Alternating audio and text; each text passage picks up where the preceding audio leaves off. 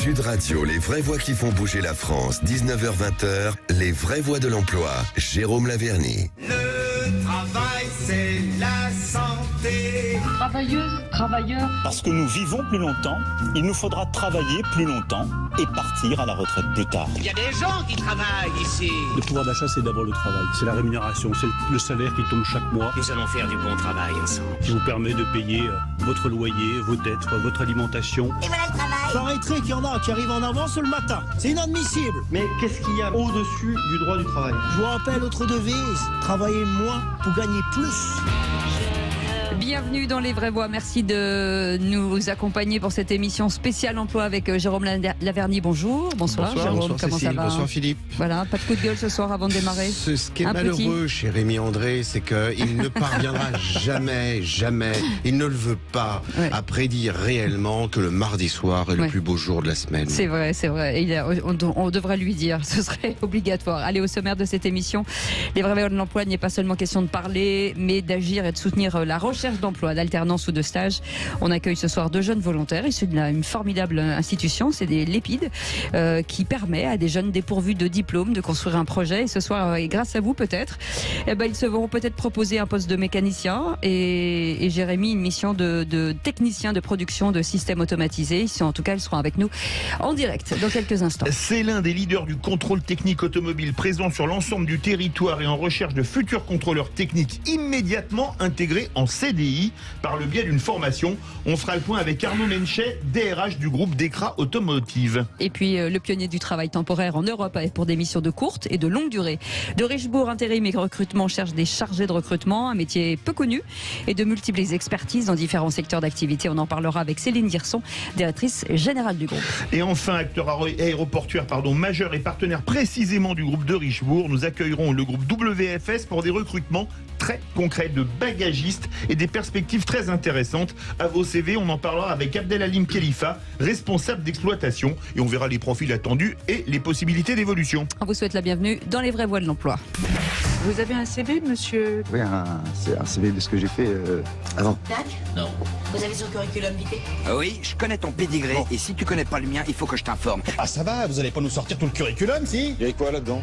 Mon CV. Donc vous me remplissez tous ces papiers-là, et puis les autres choses, comme tous les dossiers, il faut un CV, une lettre de motivation, enfin toutes ces choses-là, et puis voilà. Regarde, il est tellement léger que ça flotte dedans. Bien, il est temps de se mettre au travail. Et comme tous les mardis soirs, on est ravis d'accueillir forcément Jérôme Laverny et d'accueillir peut-être en tout cas des futurs mécaniciens. Et Jérémy est avec nous. Bonsoir Jérémy. Bonsoir. Bienvenue sur Sud Radio. Bonsoir Élie. Bonsoir. 2 candidats à peut-être de l'alternance et dans 2 métiers différents. Oui, tout d'abord, il faut dire en préambule que ces 2 candidats sont 2 jeunes volontaires. Ils sont volontairement intégrés au sein d'une très belle institution. Dans l'insertion, l'emploi, il y a une myriade d'acteurs. Et il y en a une qu'on avait déjà présentée, qui est une formidable institution qui s'appelle l'EPID, qui accompagne des jeunes, diplômés ou non, la plupart du temps non, pour construire un parcours professionnel, pour faire énormément de sport, de stages professionnels, pour se remettre au goût du jour. Cette institution n'est pas seulement formidable en soi, elle l'est par ces jeunes-là, parce que pas forcément issus de parcours toujours très rigolos à l'issue. Ils construisent quelque chose et on accueille donc ces 2 jeunes dans la perspective peut-être de les accompagner hors EPID. Oui. En tout cas, chapeau bas à tous les 2 aussi. Merci. Et à vous de nous décrire un petit peu votre parcours et de décrire pour vos futurs collègues auditeurs jeunes votre parcours également au sein de l'EPID. Élie, on démarre par vous. Élie, donc vous recherchez quel type de contrat et dans quel métier? Donc bonjour à tous. Moi, quel type de contrat? Du coup, ça va être un CDI et en poste en qualité de mécanicien. Aujourd'hui, si vous deviez vous parler de vous, vos compétences, c'est quoi en fait? Qu'est-ce qu'on peut dire de vous? Alors par le fait que je suis à l'EPID, j'ai acquis une certaine maturité, une soif d'apprendre, une soif de pouvoir grandir au sein d'une entreprise. Oui. Cette soif-là fait que j'aurai plus de motivation, je ne veux pas dire que d'autres personnes, mais ça va me pousser à toujours donner le meilleur de moi-même. Pourquoi vous l'avez acquis à l'EPID? Cette soif, cette motivation, cette détermination. Et pourquoi vous ne l'aviez pas avant? Parce qu'avant, je sortais du lycée. Mais au lycée, on a une certaine gaminerie qui fait qu'on n'a pas forcément envie de trouver du travail. En entrant à l'EPID, l'EPID c'est un établissement pour l'insertion professionnelle qui a une inspiration militaire. Donc le réveil à 6h pour aller pointer, la responsabilité qu'on a, le fait d'être à cheval sur les horaires, les rassemblements, même le port de l'uniforme fait qu'on a cette certaine notoriété au regard des autres, que ça soit dans une promotion ou des autres volontaires. Vous voulez dire qu'il y a une rigueur aujourd'hui pour... on parle souvent avec Jérôme Laverny du savoir-être. Aujourd'hui, on vous a appris un certain savoir-être et peut-être finalement une rigueur face à l'emploi. Exactement. On nous a appris une rigueur qui fait que on est beaucoup plus poussé vers le corps de l'armée, certes, lié à notre habitude, mais ça nous pousse aussi dans le monde du travail, et tout le temps ponctuel, des choses qu'on devrait faire classiquement, mais qu'on n'a pas vraiment l'expérience, qu'on n'a pas vraiment cette maturité en sortant du lycée. Jérémy, petit point, Jérémy, forcément, on va vous poser la même question. Vous aussi, vous êtes, vous suivez le même régime que Élie. Qu'est-ce que ça vous a apporté et qu'est-ce que ça a changé entre avant et après? Est-ce que vous avez l'impression d'être totalement déscolarisé avant et que tout à coup de trouver une ligne droite?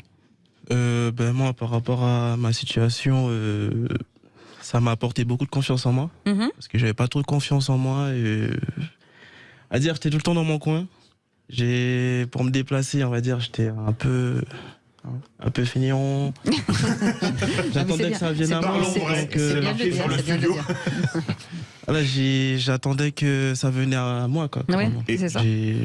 J'aimais pas trop me déplacer. Mais ça veut dire, pardon, je vous coupe, Jérémy, ça veut dire que lorsque vous allez sortir de cette école, vous êtes aujourd'hui devenu comme ça ou c'est encore un effort pour vous? Aujourd'hui, là, actuellement, grâce à l'EPID, ça a débloqué une plus grande motivation, je dirais, et une confiance, parce que si on me dit qu'avant, j'allais être interviewé à la radio, vous auriez dit non, c'est pas possible. J'aurais dit non. C'est le projet d'une vie. Il faut saluer le travail des équipes de l'EPI, de Madame Gallas qui en est la directrice, Madame Pradel qui vous accompagne. Il faut dire à nos auditeurs employeurs, chefs d'entreprise, vous avez là sur le plateau 2 candidats de supra hyper choix, 2 jeunes qui ont la volonté, la détermination farouche et verrouillée au corps. Donc allez-y à votre téléphone parce que 0826 ce sont 2 super candidats qu'on vous présente aujourd'hui. Et c'est Aude qui prendra vos appels. Jérémy, vous, c'est pas un poste de mécanicien que vous cherchez. Vous avez une formation en licence sciences pour l'ingénieur, c'est ça? Oui, j'ai fait. Vous voulez travailler dans l'automatisme, c'est ça? Je dirais pas spécifiquement, mais tout ce qui concerne mon diplôme, j'ai été intéressé, j'ai été formé pour. Et, sur quel type de métier, par exemple? Sur quel type de métier? Si on prend exemple à Soufflet. Oui. À Soufflet, j'étais en tant que manutentionnaire. Donc j'ai été formé à faire les remplissages de big bag, à surveiller les machines à la ligne. Donc le passage des sacs. Et là, ça veut dire quoi? Ça veut dire qu'il faut une rigueur, forcément? Je dirais il faut le sens de l'observation, l'esprit d'équipe surtout, et faut avoir la main, on va dire. Faut mettre la main à la pâte. Voilà. Élie, pour vous, c'est pareil. C'est un mécanicien. Est-ce que c'est un choix? Est-ce que c'est quelque chose que vous aviez envie de faire? Ou finalement, en rentrant à l'EPID, vous vous êtes dit, finalement, c'est ça ma voie?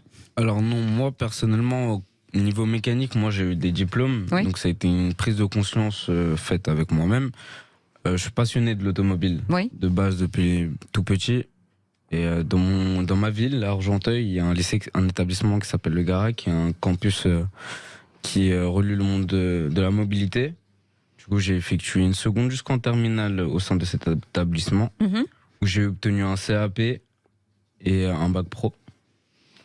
Donc non, c'est pas vraiment grâce à l'EPID que j'ai ce projet professionnel, mais c'est plutôt grâce à l'EPID que je veux avancer dans ce projet. Ça, et vous avez fait des stages tant chez un constructeur, on peut le citer, Renault, et que chez on va dire une marque de grande distribution de produits automobiles qui s'appelle Speedy, un service rapide, je trouvais pas le mot, et vous vous êtes ouvert à tout, vous pouvez aller en concession, vous pouvez aller chez Speedy, Midas ou Noroto, enfin je faites plus la personne, mais vous voyez ce que je veux dire, vous êtes... Vous avez pas votre religion n'est pas faite dans ce domaine. Non, il suffit juste d'avoir la soif d'apprendre tous les jours. Voilà, et d'aimer travailler en équipe, c'est ça? Exactement. Bah ça donne envie, Jérôme Laverny. Il faut les recruter. Ce sont deux candidats premium qu'on vous présente aujourd'hui. 826 300 300. Vous êtes dans votre voiture ou déjà à la maison et vous vous dites tiens, on recrute chez nous, j'allais le dire, et on recrute chez nous. Et vous nous appelez. On vous attend au standard 0826 300 300. On fait une petite pause, on revient dans quelques instants et on va parler avec une entreprise qu'on aime beaucoup, c'est Dekra Automotive. Et le DRH est là. Et peut-être qu'on pourra lui proposer deux jeunes garçons qui ont envie de traverser la rue pour trouver du travail. Voilà, là, il suffit de traverser le studio, c'est encore moins dangereux. Allez, à tout de suite. Bienvenue dans les vraies voies de l'emploi ce soir, comme chaque mardi, avec notre ami Jérôme Laverny, notre spécialiste de l'emploi. On vient avec des personnalités qui cherchent du travail. Et là, on en a deux magiques. Élie qui est avec nous, Jérémy qui est avec nous, dont l'un cherche un job de mécanicien, l'autre plutôt un technicien d'opération de production système automatisé ou plus si affinité. 0826 300 300. Et forcément, nous avons des entreprises en face. Armand Menchet est avec nous, DRH au sein de l'entreprise Dekra Automotive. Merci d'être avec nous. Bonsoir. Bonsoir. L'entreprise, déjà pour ceux qui ne connaîtraient pas, en tout cas ceux qui n'ont pas de voiture et qui ne font pas de contrôle technique, l'entreprise, ça regroupe aujourd'hui combien de métiers chez vous? Alors, Dekra, c'est une entreprise qui aura bientôt 100 ans, qui aura 100 ans en 2025. C'est une entreprise d'ADN allemande, qui a été fondée à Berlin. Et c'est deux grandes branches d'activité, l'inspection pour les véhicules légers et les poids lourds, et l'inspection technique pour l'industrie. Et donc, sur ces deux grandes branches sur le territoire national, nous avons 5000 salariés et nous recherchons 350 profils pour nous rejoindre partout en France, zone rurale, métropole et zone périurbaine. Et quel type de profil, par exemple? Alors, on parlait, je suis plutôt spécialisé sur la partie automotive, on parlait là du bac professionnel, maintenance des véhicules, c'est exactement le profil qu'on cherche, des personnes qui connaissent la mécanique auto, mais qui vont, et vis-à-vis desquelles nous allons former à la réglementation technique pour qu'ils deviennent contrôleurs, qu'ils aient un agrément et qu'ils puissent exercer ensuite le métier de contrôleur avec un agrément dans un centre. Et une troisième dimension qui est importante, c'est la relation client. Donc la qualité, la compétence vue du client, c'est pour nous essentiel. Nous sommes un métier de service. On a des clients, des clientes. Il faut qu'on soit présent sur ce sujet. Et beaucoup de diplomatie quand on annonce au client ou à la cliente qu'il faut repasser le contrôle technique. Des qualités que j'ai commencé à percevoir, un mélange d'autorité et de chaleur. Oui. Et on voit qu'en tout cas, il y a une belle compétence avec nos deux jeunes. Il y a une belle énergie. L'avantage de l'EPID, c'est ce dont on parlait tout à l'heure, justement, on parlait de savoir-être, Jérôme Laverny, on est vraiment dans cette perspective. Et finalement, Élie, par exemple, ça vous a permis de vous recadrer et de vous emmener vers un chemin que vous aviez peut-être un petit peu perdu. Exactement, ça m'a fait retourner sur les bancs de l'école, mais comme on aime appeler l'EPID, nous étant volontaires, c'est l'école de la vie. Oui. C'est-à-dire qu'elle nous apprend le savoir-être, se comporter en communauté, bien sûr, parce qu'on a l'internat, donc on est tous les jours avec les mêmes personnes, mais surtout une rigueur qu'on doit retranscrire au sein d'une entreprise future.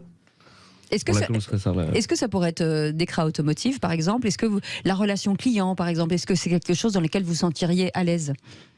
La relation client, oui. Oui. Et tout le reste suit, en fait. Oui, tout le reste va suivre. Jérémy, pareil, pour vous, c'est ce type d'entreprise qui vous plairait d'intégrer? Oui, effectivement. Je trouve ça très intéressant, surtout le... C'est à lui que vous devez vous vendre, c'est pas à moi. Parce que moi, je vous prends tout de suite. Les relations clientèle, par rapport à moi, j'étais pas trop ouvert par rapport à ça. Oui. Et maintenant... Ça vous a libéré, en fait, de pouvoir... Je me trouve libéré. Je me trouve bon. Moi, je me trouve plutôt pas mal. C'est l'effet sur le radio. Là, je suis plus sociable qu'avant. Oui. Déjà, c'est déjà ça. Et franchement, si à l'heure d'aujourd'hui, j'ai pour discuter avec du monde ou proposer des produits, En tout cas, ça fait plaisir à entendre. Je ne vais pas hésiter. Oui. Armand Menchet, comment se passe la formation? Parce qu'un mécanicien, quand il était chez Renault, par exemple, là, il fait la vidange, les filtres à air, à gasoil, etc. Vous, c'est uniquement du contrôle. Il y a un protocole. Il y a un protocole. Comment? Parce que pour bien répondre, comme le disait Cécile, à toutes les normes, et Dieu sait si en France on ne manque pas de normes, comment ça se passe la formation pour un jeune comme Élie ou un jeune comme Jérémy? Alors, il y a deux durées de formation. Pour la partie des véhicules légers, il y a à peu près 300 heures de formation. Pour la partie poids lourd qui englobe un peu plus de véhicules, puisqu'on a les autocars notamment, les transports de matières dangereuses, etc. C'est 400 heures. Donc on prend le jeune et la formation est payée instantanément au premier jour et avec un défraiement très très large. Et durant le temps de la formation, donc il va aller chercher un agrément. Au-delà, donc il est certifié, il est agréé. C'est un peu comme dans les professions ordinales où il faut un agrément pour exercer. Oui. Et à l'issue de la formation, avec une alternance d'apports pratiques et d'apports théoriques, il devient contrôleur avec un agrément donc là, préfectoral et il peut ensuite exercer en centre. Donc c'est pas un modèle d'alternance puisque pour pouvoir contrôler un véhicule, il faut avoir cet agrément pour faire autorité vis-à-vis du client, mais aussi vis-à-vis du ministère des Transports auquel on doit rendre tutelle.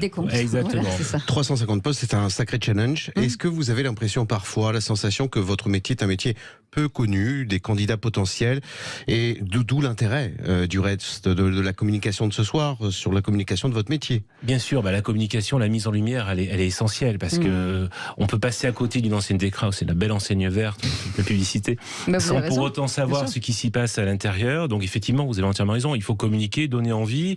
On est très sensible chez Descra à des valeurs qui sont fondatrices de notre ADN. L'esprit d'équipe, c'est une valeur importante, le respect interpersonnel, et puis la déontologie, parce que notre fondement, c'est l'arbitrage, la déontologie. On se tourne vers nous pour arbitrer une situation. Des fois, ce sont des compagnies d'assurance. On intervient aussi dans la chaîne aval de la distribution automobile. Donc voilà, on doit faire référence dans nos comportements et dans notre exercice professionnel. L'entreprise a changé. Aujourd'hui, le bien-être au travail, largement demandé, en tout cas par les futurs employés. Alors, on a eu à la fois des personnes qui ne sont pas éligibles au télétravail, ceux qui sont en atelier ensemble, mais qui vivent aussi un collectif de travail. Donc, l'ambiance est une cohésion. L'ambiance est extrêmement importante. D'ailleurs, on développe de plus en plus de sondages. On veut savoir ce qui s'y passe. Et puis, pour les équipes tertiaires qui sont au siège, il y a effectivement un collectif qu'il faut réinventer. Là, il y a du travail parce que le Covid est passé par là. Il a été assez brutal. Il faut réinventer un rituel, une chaleur au travail qui a peut-être été abîmée. Armand Menches, c'est très complet parce qu'un contrôle technique, on contrôle les freins, on contrôle la pollution, on contrôle les amortisseurs, on contrôle plein de choses. C'est un métier de mécanicien, mais vraiment pas au rabais. 360. Pas du tout. Ça. Et puis les compétences d'observation que vous avez mises en avant tout à l'heure sont complètement effectivement requises. Et effectivement, il faut contrôler la globalité d'un véhicule, des fois sur des pièces techniques. Et puis des véhicules changent. Il y a l'électrique aujourd'hui, il y aura encore des choses demain. Peut-être des véhicules qui auront plus 4 roues demain et peut-être 2, on va en parler. C'est pas trop bon, voilà. Mais on sait pas, voilà. Mais toujours est-il que c'est un métier dynamique et sur lequel on veut investir pour le bien de l'entreprise et le bien collectif. Et vous investissez sur des personnalités, des expertises, bien entendu. Comment les pérenniser, toutes ces personnalités? Est-ce que les moyens d'évolution, parce que ça aussi, on regarde à long terme aujourd'hui. Bien sûr, mais c'est un point important. Alors, on peut évoluer soit dans on va dire, la spécialisation autour des métiers de la qualité chez nous, dans la filière aussi encadrement, management, mais il y a aussi des métiers nouveaux qui s'ouvrent, la gestion des données clients, le marketing, et puis comme on a un groupe à dimension à la fois régionale sur le plan européen et plus large, on va intensifier la mobilité, la circulation des carrières pour donner tout ça tout stimulant à tous. Élie ou Jérémy, si vous avez des questions à poser, n'hésitez pas. Hein. Bien sûr, vous pouvez vous positionner en tant qu'intervieweur. Est-ce qu'il faut parler des langues étrangères? Est-ce que... Alors, pour un poste, effectivement, sur le territoire national... Je sais pas, le Picard, le Marseillais, par exemple. Ouais, effectivement. C'est peu cher, souvent contrôle technique. Notre activité contrôle technique, c'est un peu une petite France. Il y a 330 centres, on est présent effectivement dans plein de pays, plein de régions. Après, effectivement, la langue du groupe est l'anglais, puisque le siège est à Stuttgart. Donc, c'est aussi un effet évolutif. Stuttgart et l'anglais, ça va ensemble. Voilà, c'est exactement, c'est de l'allemand anglicisé. Et donc, oui, effectivement, il faut mieux avoir à terme un bagage linguistique anglais. Voilà. À partir de quand, Élie et Jérémy, vous seriez disponibles? Dans 5 minutes. On a pris contact et on va essayer d'aller plus loin. On sent qu'il y a un truc à faire. Ah bah ça serait formidable. Et c'est ça aussi l'intérêt de cette émission. Tout à fait. Une petite synthèse et une question. Oui. La synthèse, c'est que l'EPID fait partie de ces établissements qui constituent l'université du diplôme le plus demandé par les entreprises aujourd'hui, à savoir le savoir-être. Tandis que beaucoup plus de candidats, de plus en plus, et depuis la Covid, évidemment, demandent, on vous y avait fait référence, un bien-être en entreprise. Faisons une synthèse. Disons que dans l'air du temps, aujourd'hui, le monde du travail est animé par le critère de savoir bien-être, pour faire cette petite synthèse. Mais, petite question, est-ce que le métier de contrôle technique, comment se situe-t-il par rapport à celui de mécanicien? Est-ce que c'est un bon marchepied pour devenir mécanicien, ou est-ce que c'est précisément parce que vous êtes mécanicien, vous serez un bon... voilà. En fait, on a les deux configurations, mais plutôt d'abord la passion, le point commun, le tronc commun, c'est la passion de l'automobile, de ce qui roule. Donc ça c'est un élément, un vecteur important sur l'un ou l'autre. Après, on a des mécaniciens qui, après un certain temps, veulent avoir une autre approche du métier, moins en atelier fermé. Nous, on est en atelier ouvert. On est souvent près des centres commerciaux, près de la mairie, près des zones, voilà, etc. Donc c'est un métier vraiment d'ouverture, et puis sur lequel on a les compétences acquises ailleurs en reconversion, elles sont complètement utiles et on les réinjecte complètement. Un technicien peut devenir responsable de centre assez aisément, en combien d'années? Alors, il y a différentes configurations. Le fait d'avoir eu une expérience passée d'encadrement, et on aime bien aussi les profils militaires parce qu'ils ont une faculté d'autodiscipline, de rigueur, de cadrage, qui fait qu'effectivement, il vaut mieux être exemplaire. Et gestion d'équipe aussi. Et gestion d'équipe qui est appréciée, mais ça peut être aussi dans le sport qu'on peut trouver ces belles qualités-là. Et après, c'est en fonction effectivement des besoins. La mobilité est un plus. C'est toujours national ou régional? Les deux. Les deux. On peut avoir des opportunités en région, et on essaye de travailler sur des plaques. Donc si on préfère la côte méditerranéenne à Argenteuil, on peut demander à aller à Nice ou à Marseille ou à Perpignan. Voilà, après bon, il faut ajuster ça avec des prix immobiliers qui nous posent des fois des petits soucis. Élie et Jérémy, vous seriez enclin à aller un petit peu partout en France, ou rester dans votre région?